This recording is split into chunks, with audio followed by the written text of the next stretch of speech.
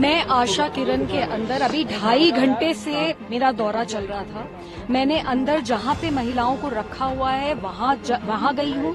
महिलाओं से मेरी मीटिंग हुई है, डॉक्टर से मेरी मीटिंग हुई है, स्टाफ से मेरी मीटिंग हुई है और जिन लड़कियों की मौतें हुई हैं उनकी सारी केस फाइल्स और मेडिकल फाइल्स को मैंने स्टडी करा है। मेरे माने से ये सीधे सीधे एक क्रिमिनल नेग्लिजेंस का मामला है। बहुत बड़ी लापरवाही करी गई है और जो डॉक्टर्स भी हैं यहाँ पे उन्होंने बार बार लड़कियों की रिपोर्ट्स में लिखा है कि मैल न्यूट्रिशन तक हुआ है। आप 2.5 घंटे अंदर रहे, क्या कुछ बातचीत आपकी कर्मचारियों से हुई है? क्या आपको मिला है अंदर? फाइंडिंग क्या आप पाई? मैं आशा किरण के अंदर अभी 2.5 घंटे से मेरा दौरा चल रहा था। मैंने अंदर जहां पे महिलाओं को रखा हुआ है वहां गई हूं। महिलाओं से मेरी मीटिंग हुई है, डॉक्टर से मेरी मीटिंग हुई है, स्टाफ से मेरी मीटिंग हुई है और जिन लड़कियों की मौतें हुई हैं उनकी सारी केस फाइल्स और मेडिकल फाइल्स को मैंने स्टडी करा है। मेरे माने से ये सीधे सीधे एक क्रिमिनल नेग्लिजेंस का मामला है। बहुत बड़ी लापरवाही करी गई है और जो डॉक्टर्स भी हैं यहाँ पे उन्होंने बार बार लड़कियों की रिपोर्ट्स में लिखा है कि मैल न्यूट्रिशन तक हुआ है। 2 लड़कियां हैं, गीता और श्रुति, उनकी फाइल्स में साफ लिखा हुआ है कि मैल न्यूट्रिशन की वो शिकार थीं। यहाँ तक कि जब डॉक्टर से बात करी गई है तो उन्होंने बताया है कि 30% लोग, जो 1000 लोग यहाँ रह रहे हैं उनमें से 30% के करीब लोग मैल न्यूट्रिशन के शिकार हैं। उनके BMI 18 से कम है। 20% को अलग अलग तरीके की स्किन डिजीजेस हैं। अंदर जब मैं गई, एक छोटे कमरे में 46 महिलाओं को रखा हुआ है। बिस्तर एक भी नहीं है और उनको नीचे बिना किसी गद्दे के सुलाया जाता है। हालात ये हैं कि अगर वो 46 लड़कियां लेट जाएं तो बिल्कुल एक के ऊपर एक सोएंगी तब जाके वो सो पाएंगी। ये हाल हो रखा है। उनमें से 2 लड़कियां जो मरी हैं, पुष्पा और गीता, दोनों लड़कियों को बेड सोर्स थे। उनकी जो फाइल पढ़ी है मैंने, उसमें साफ डॉक्टर ने लिखा हुआ है कि ये पर्सनल हाइजीन किसके नेग्लिजेंस से हो रहा है, क्यों ये नेग्लिजेंस हुई, बेड सोर्स होने का क्या मतलब है।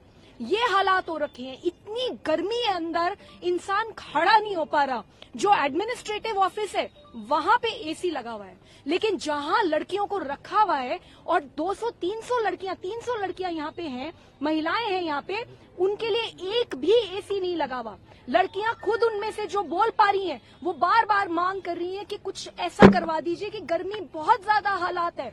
ओवर क्राउडिंग की वजह से मौत हुई है, मैल न्यूट्रिशन की वजह से मौत हुई है, हीट और डिहाइड्रेशन की वजह से मौत हुई है। और कितनी शर्म की बात है कि अभी तक मंत्री यहाँ नहीं आए हैं, अभी तक सेक्रेटरी यहाँ नहीं आए हैं, तो वो अपने एयर कंडीशन कमरों में बैठे रहेंगे और यहाँ पे लोग मरते रहेंगे। कितनी शर्म की बात है। मेरे हिसाब से तुरंत FIR होनी चाहिए। ये जितने भी लोग इन्वॉल्व हैं, जिनके भ्रष्टाचार के चलते, जिनकी लापरवाही के चलते आज ये मौतें हुई हैं, इन सब के ऊपर सख्त से सख्त कार्रवाई होनी चाहिए। मैं एक रिपोर्ट बना रही हूँ और मैं ये मुद्दा पार्लियामेंट में जरूर उठाऊंगी। आतिशी ने आज प्रेस कॉन्फ्रेंस की और उन्होंने कहा कोई मंत्री नहीं है इस विभाग का, समाज कल्याण विभाग का, ये एक बड़ी वजह हो सकती है। जी बिल्कुल, मंत्री तो इमीडिएटली होने ही चाहिए और जो मंत्री बैठकर AC के कमरों में प्रेस कॉन्फ्रेंस कर रहे हैं, उनका फर्ज नहीं बनता कि वो आके यहाँ पे हालात देखें। जरा आके देखिए अंदर क्या हाल है। जमीन पे पड़े हैं लोग। ये कोई तरीके हैं? आप मेंटली चैलेंज, स्पेशली एबल्ड लोगों को इस तरीके से ट्रीट करेंगे? 2 साल पहले मैं आई थी यहाँ पे, मैंने इंस्पेक्शन किया था, मैंने सरकार को एक बहुत डैमिंग रिपोर्ट दी थी क्योंकि तब भी ऐसे ही हालत थे और इतना बुरा हाल था, इतनी बदबू थी। आज भी यहाँ पे वही बदबू है।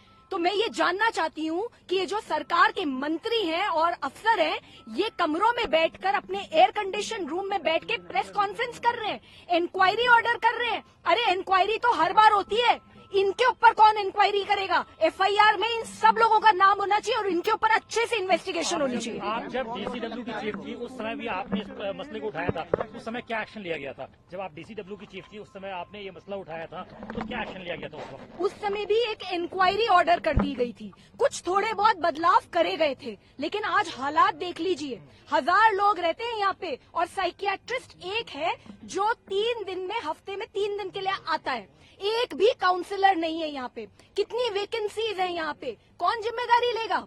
8 महिलाएं मरी हैं। ये वो महिलाएं हैं जो इतनी पीड़ित थीं और इनको बचाया जा सकता था। सीधे सीधे सरकार की जिम्मेदारी बनती है और मुझे बहुत शर्म आ रही है। As an MP from Delhi, I feel ashamed at this condition. I am going to raise it in the parliament. मैंने अंदर जहां पे महिलाओं को रखा हुआ है वहां गई हूं। महिलाओं से मेरी मीटिंग हुई है, डॉक्टर से मेरी मीटिंग हुई है, स्टाफ से मेरी मीटिंग हुई है और जिन लड़कियों की मौतें हुई हैं उनकी सारी केस फाइल्स और मेडिकल फाइल्स को मैंने स्टडी करा है।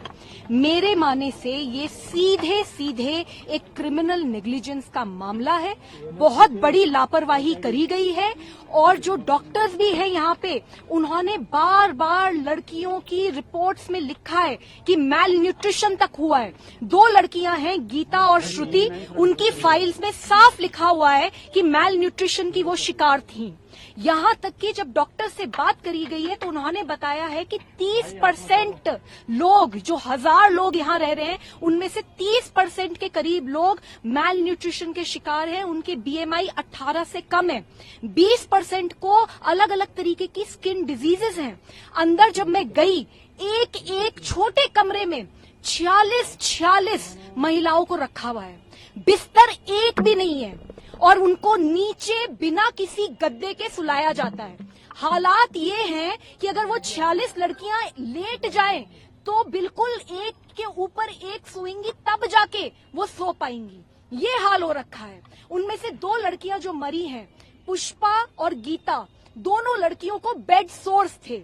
उनकी जो फाइल पढ़ी है मैंने, उसमें साफ डॉक्टर ने लिखा हुआ है कि ये पर्सनल हाइजीन किसके नेग्लिजेंस से हो रहा है, क्यों ये नेग्लिजेंस हुई, बेड सोर्स होने का क्या मतलब है। ये हालात हो रखे हैं। इतनी गर्मी है अंदर, इंसान खड़ा नहीं हो पा रहा। जो एडमिनिस्ट्रेटिव ऑफिस है वहां पे AC लगा हुआ है, लेकिन जहां लड़कियों को रखा हुआ है और 200-300 लड़कियां यहाँ पे हैं, महिलाएं हैं यहाँ पे, उनके लिए एक भी AC नहीं लगा हुआ। लड़कियां खुद उनमें से जो बोल पा रही हैं, वो बार बार मांग कर रही हैं कि कुछ ऐसा करवा दीजिए कि गर्मी बहुत ज्यादा हालात है। ओवर क्राउडिंग की वजह से मौत हुई है, मैल न्यूट्रिशन की वजह से मौत हुई है, हीट और डिहाइड्रेशन की वजह से मौत हुई है। और कितनी शर्म की बात है कि अभी तक मंत्री यहाँ नहीं आए हैं, अभी तक सेक्रेटरी यहाँ नहीं आए हैं, तो वो अपने एयर कंडीशन कमरों में बैठे रहेंगे और यहाँ पे लोग मरते रहेंगे। कितनी शर्म की बात है। मेरे हिसाब से तुरंत FIR होनी चाहिए। ये जितने भी लोग इन्वॉल्व हैं, जिनके भ्रष्टाचार के चलते, जिनकी लापरवाही के चलते आज ये मौतें हुई हैं, इन सब के ऊपर सख्त से सख्त कार्रवाई होनी चाहिए। मैं एक रिपोर्ट बना रही हूँ और मैं ये मुद्दा पार्लियामेंट में जरूर उठाऊंगी।